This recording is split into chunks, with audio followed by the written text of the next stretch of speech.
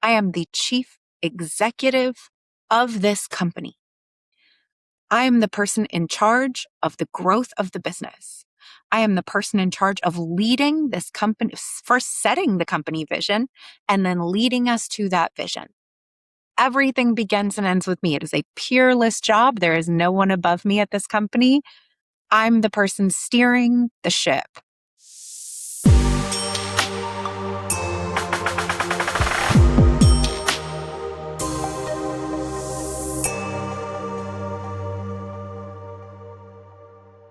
Hello and welcome to the Inner Game of Entrepreneurship podcast. I'm your host, Sarah, and today on the show, we're talking about good old be, do, have versus have, do, be. This is one of my favorite things to talk about. If you've been in my world for a while, you may have heard me talk about it before.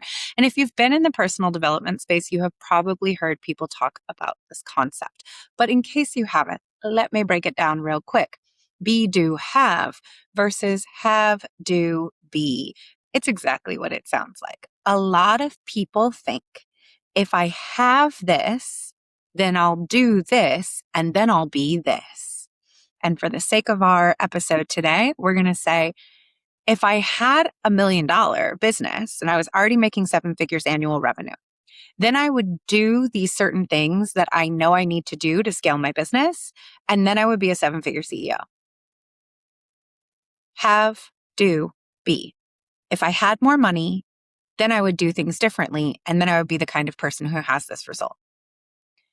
But what really works if we want to create any type of change is that we have to change the operating system to be, do, have. Identity comes first. First, I have to be a CEO of a 7-figure business in my head. I have to start thinking and operating like I'm already the CEO of a 7-figure company. When I start thinking and operating like I'm already the CEO of a 7-figure company, when I start being a 7-figure CEO, I'm naturally going to do the things a 7-figure CEO would do. I'm going to make faster, clearer decisions. I'm going to prioritize what's best for the long-term good of the company over what my personal preference is in the moment. I'm going to hire quickly and fire even faster than that. I am going to continually be looking for ways that I can grow the business, right? I'm going to do the things a 7-figure CEO does because that's who I am. I already am that person. So of course, those are the things I would do. And as a result, I'm going to have the things that a 7-figure CEO would have. I'm going to have the natural results of doing those actions. Be leads to the doing, leads to the having. So many people are trying to do it backwards. They want to have the proof. They want to have the result before they do new things, before they change their behavior, before they make new decisions, before they show up differently. And then they think once they have all of the things and then they start doing different things, that's when they're going to be allowed to say, now I can say that I am this thing. It's never how it works. Because as long as you're operating from have, do, be, what you're going to keep doing is looking at the evidence of what you have to give you instructions on how you should be acting. And you are only going to be the person who's waiting for proof that you're allowed to be different. If you currently are making 6 figures in your business and that's going well for you, that's awesome. Congratulations. First of all, you've done some things so few people ever do. Great work. So you have this 6-figure business. The way that you're currently doing things every day are the actions that are getting you those 6-figure results, and that's working well. And as a result, you are the operator of a 6-figure business. You may or may not yet be a CEO. We've talked about this before. CEO is actually a job description. And right now you may be the founder of a business. You may be the operator of a business. You might be running a business, but you might not actually be playing the job description of chief executive. There might be no one doing that in your company right now. So you're the owner of a 6-figure business, the operator of a 6-figure business, and that is working well for you. That is who you are. There is a chance you don't even see yourself as that yet. I work with a lot of people who have a 6-figure business and the things that they're doing are getting them those 6-figure results. But the way they think of themselves is, I'm like a hippie hustler who snuck in through the back door and doesn't even really belong here. I'm a former homeless kid who, is like a punk rocker and just happens to be making a lot of money right now. And who knows how long that'll last, right? The identity of who you're being may not even align with the results you're already creating, let alone be the identity of the person who can take your business to the next level. Have, do, be will only ever agree with current reality, with more of what you have now. And so as long as you're operating in this mode, you are capping your business's growth potential. When we move into be, do, have, everything changes. This is why changing at the identity level is so crucial. This might sound like a little detour, and I've told this story on the pod before, I think, but I'm going to tell it again because I swear it's relevant. A couple years ago, I wanted to change my relationship with weightlifting. I love weightlifting. I've been doing it for a really long time. I used to be a personal trainer. But at the time when I made this goal, I was kind of relating to my lifting workouts as being a bit of a chore, right? I liked my dancing. I liked yoga. I liked going for walks. But weightlifting, I was like, oh, this is a thing I have to do so that I don't get osteoporosis or whatever. It's not something I love doing. And I set a fitness goal that wasn't really a fitness goal. It was an identity goal. And my goal for the year, I believe it was 2024, was I'm going to become a gym rat. Not I'm going to lift weights more. Not I'm going to go to the gym every day. I'm going to be a gym rat. I'm going to be a gym girly. I'm going to be one of those girls who never misses her gym routine. I'm going to be one of those girlies who is into my workout outfits. I had all these ideas about who that person is. The girls I see at the gym who I look at them and I'm like, first of all, you're always here when I'm here. Your physique goes crazy. You look like you lift weights, and I like that in a woman. And you're a gym rat. You're this is what I think of when I think of a gym girly. I think of you. I have ideas about what that person is like. That person thinks a lot about protein. You know what I'm saying?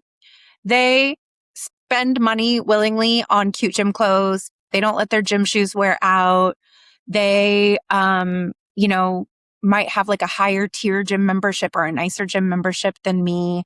They have a gym schedule. They pack their gym bag in advance. They treat their gym time like an appointment on their calendar that can't be moved. They look forward to it. They say things like, lifting weights is my therapy. You know what I'm saying? I had this picture in my head of who a gym rat was.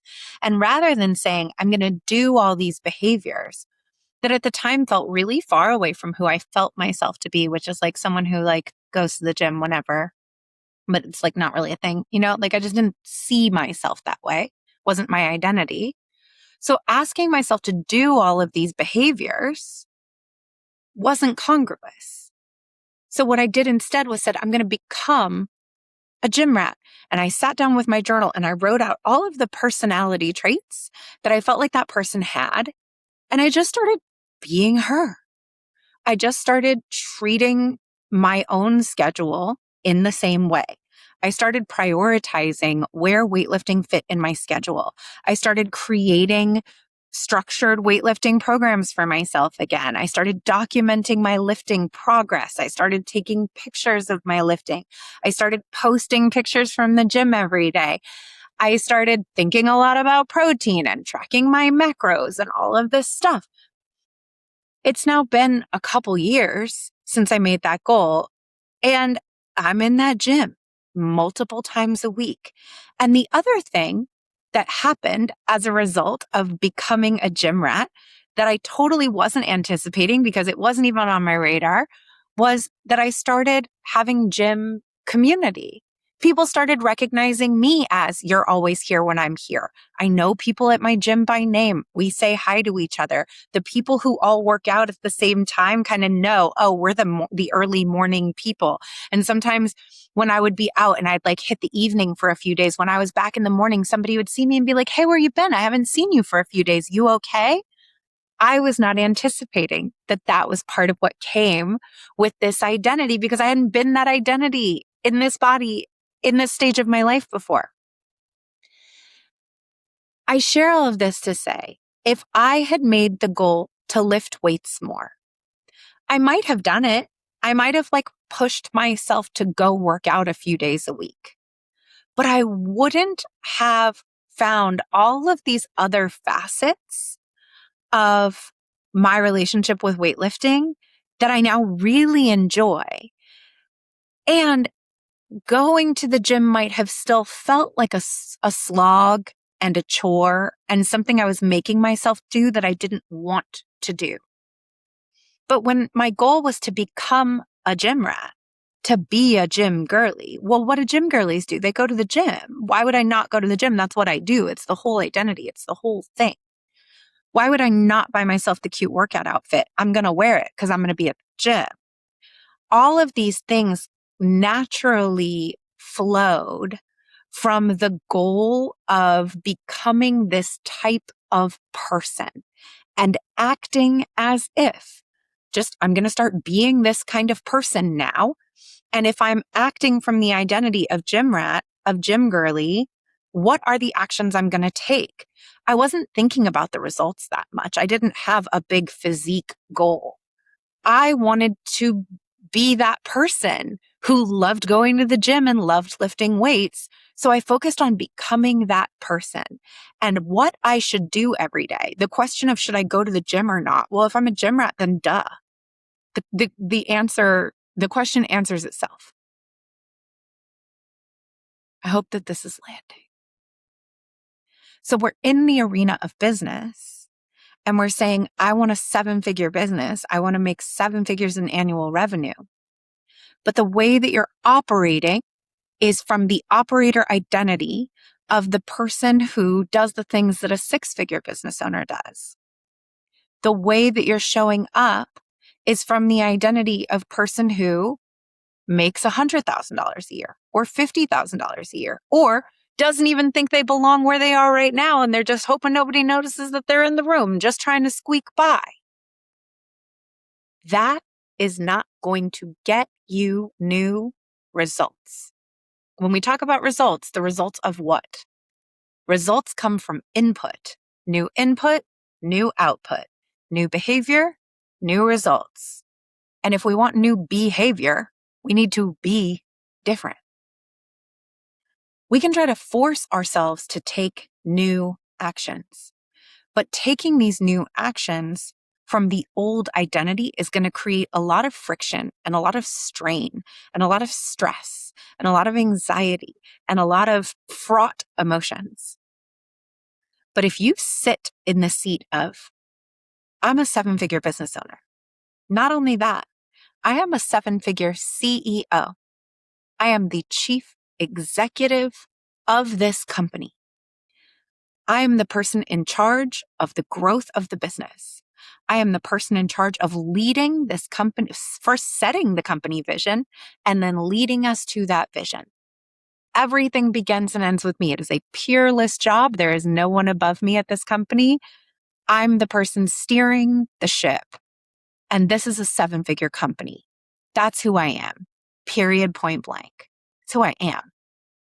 When you sit in that identity for a second, does it make you sit up a little straighter? Do you immediately feel how that person makes different decisions on the day-to-day than the decisions you're making right now? And if so, and you're not driving, take out your pen and write it down. What are those decisions? How are they different? Do you stop putting off that hire that you've been knowing you need to make?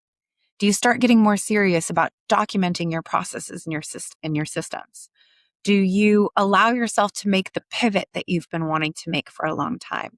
Do you raise your prices? Do you fire a nightmare client? What do you automatically do as the 7-figure CEO that you're not doing right now? Do you see how the being immediately changes what you would do?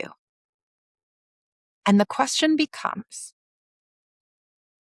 if the way that you're being immediately changes what you would do, what do you think would happen if you started doing those things now, instead of waiting until you have the sales, instead of waiting until you have the results? What would happen in your business if you started doing those things now? This question excites me, and it excites me so much, in fact, that I am dropping a brand new mini mind. It is a 6-week program called the 7-Figure CEO Experiment. And every day for 6 weeks, we're going to live in this question. What happens when you start thinking, leading, and deciding like you're already a 7-figure CEO right now? When you stop waiting for the evidence and you start deciding, that's who I am, and because that's who I am, this is what I do. Now let's see what we're going to have as a result of these new decisions. This program is going to start September 22nd. It runs through the end of October. The doors are not open yet. They're going to open September 7th. But if you are on my email list, I start talking about it and telling you about what's coming, what the details are going to be, why we're doing this. I'm going to start talking about it all this week. If you're not on my email list, you can join by going to intuitiveedgecoaching.com/pod sign up. All one word, PODSIGNUP, intuitiveedgecoaching.com/pod sign up. And you can get yourself on the list and just let me know that you want to join and we'll get you in there. Now, here's the best thing about this program. I'm so excited about it. It is 6 weeks of 7-figure strategy training. Because if you don't know for sure what you would do differently if you were a 7-figure CEO, that's the first gap we have to close. I'm going to help you understand that. You're going to practice thinking, leading, and deciding in a new way in your business. You're going to have 6 weeks of live hot seat coaching with me. You're going to have 6 weeks of masterminding with creative, ambitious, genius founders just like you. And the whole thing is $66 because I really want you to be there. I want to remove every single obstacle you can think of for why you can't join. I could easily tack another 6 or 2 onto this program and feel completely comfortable and confident with it. In fact, when I told my coach I was going to do this, she said not to do it, but I'm the CEO of me and we're doing it because I know in my gut that it's the right thing to do. So the 7-Figure CEO Experiment is only $66 for all 6 weeks of training and masterminding and hot seat coaching with me. It starts September 22nd. You cannot even sign up yet. The doors are not open, but I am sharing the details and talking about it and inviting people to tell me that they want to join, starting a little wait list on my email list, intuitiveedgecoaching.com/pod sign up. If you're not already on my email list, go get in there. You'll get an email all about this and you can let me know that you want to join. You can also DM me on Instagram at Intuitive Edge Coaching and let me know that you want to join. I would love to talk with you there. If you're already on my email list, you're going to start getting emails about this. So let me know. Just hit reply to that email and let me know that you want to sign up. This is going to be really good and really fun. And genuinely, we're going to be working in the spirit of experimentation. What happens when we lead differently for 6 weeks in our business? What new things come out when we put new inputs in? I cannot wait to do this with you. It's going to be so fun. That's all I have for you today. I hope you're as excited as I am. Okay, love you. Bye. That's our episode for today. Thank you so much for taking the time to listen to this. I know there are so many things that you could be doing with your day, so many things you could be listening to, and it means so much that you are here in this community. If you enjoyed this episode, please take a moment, share it on social media, and tag me at Intuitive Edge Coaching. Share it with a biz bestie who you think needs to hear it and will appreciate it. And take a moment to to subscribe, and to leave a 5-star review wherever you are listening. It helps me grow this show, and it helps us grow and sustain this brilliant community of entrepreneurs dedicated to doing the inner work. Thank you so much for being here. Okay, love you. Bye.